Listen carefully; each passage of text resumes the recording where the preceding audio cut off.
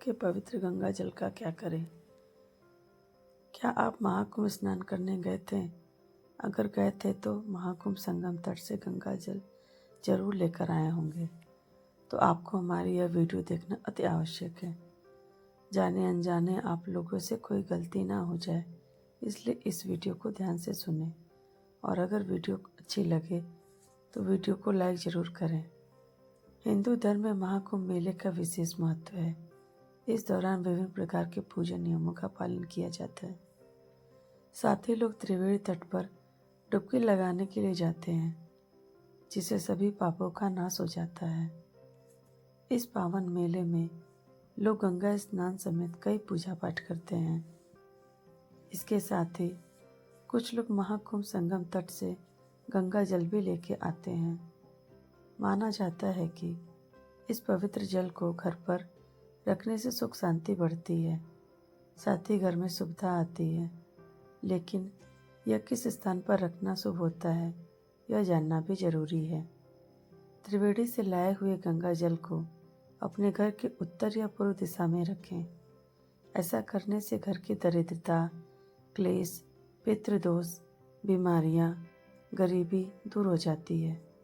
इस पवित्र जल का पूरे घर में छिड़काव जरूर करें।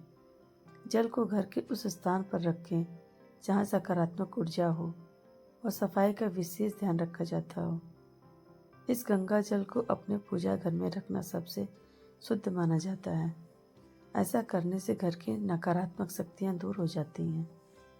जिस जगह पर गंगा जल रखें उसे पूरी तरह साफ सुथरा रखें। इसे किसी चांदी, तांबे या पीतल के बर्तन में रखें। यदि घर में पहले से गंगा जल है तो महाकुंभ का जल उसी बर्तन में मिलाकर रखें। इसे हमेशा ढककर रखें ताकि उसकी पवित्रता बनी रहे। जिस जल को आप लेकर आए हैं उस जल का सही जगह पर रखना और सही उपयोग करना जितना फलदायी होता है, गलत उपयोग करने से उतना ही हानिकारक हो सकता है। माना जाता है कि शाही स्नान में भाग लेने से मोक्ष की प्राप्ति होती है। उसके साथ ही जीवन में खुशहाली आती है।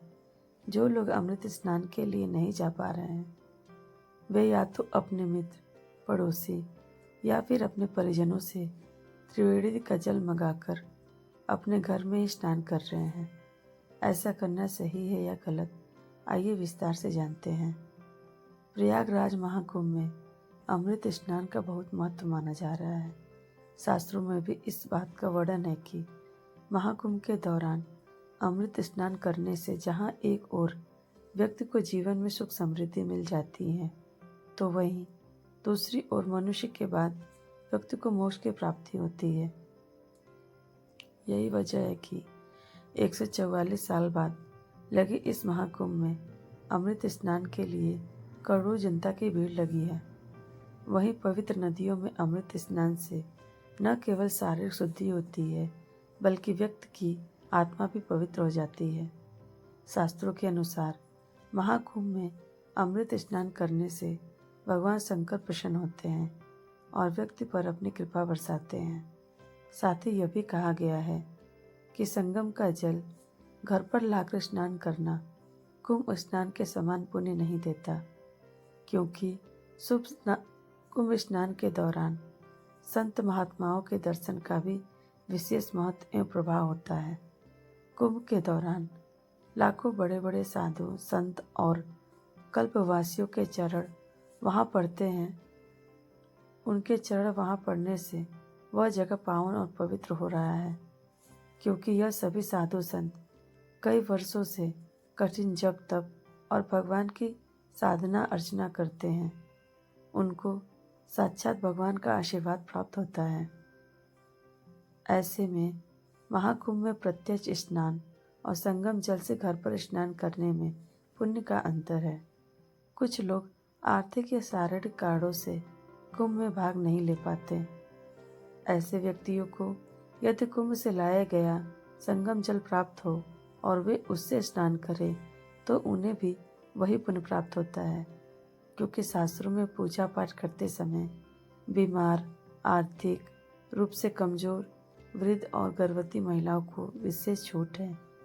यदि आप कुंभ स्नान करके आए हैं तो आपको कुछ कन्याओं को और ब्राह्मणों को भोजन कराना चाहिए। भोजन कराने के बाद उनको कुछ दान दक्षिणा अवश्य देना चाहिए। उसके बाद आपको अपने बहन बेटियों को बुलाना चाहिए और बड़े आदर सम्मान से उनको भोजन कराना चाहिए और अच्छे वस्त्र देकर उन्हें प्रेम पूर्वक विदा करना चाहिए।